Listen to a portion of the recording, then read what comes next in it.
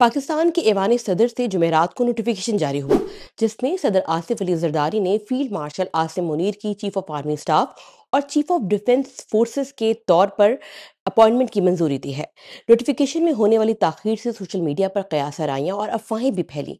तो पहले जानते हैं कि आखिर नोटिफिकेशन में ताखीर क्यों हुई। हुआ कुछ यूं कि 27 नवंबर को जनरल साहिर शमशाद मिर्जा पाकिस्तान की अफवाज के joint chief of staff committee के ओहदे से रिटायर हुए।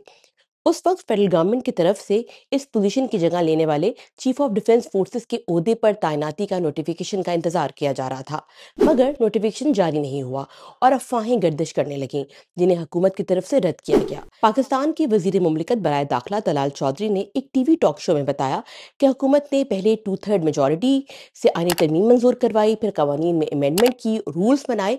मसला कहीं नहीं था, ये एक पूरा प्रोसेस है और सब कुछ रूल्स के मुताबिक हुआ है।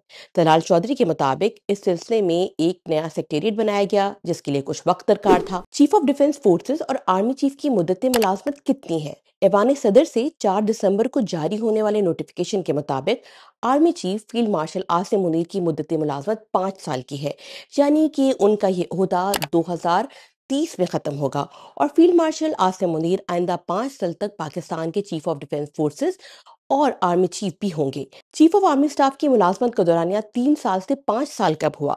जब नवंबर 2022 में जनरल आसिम मुनीर को chief of army staff appoint किया गया था, तो उनकी मुलाजमत की मुद्दत 3 साल थी, यानी आर्मी चीफ के तौर पर उन्हें नवंबर 2025 में रिटायर होना था।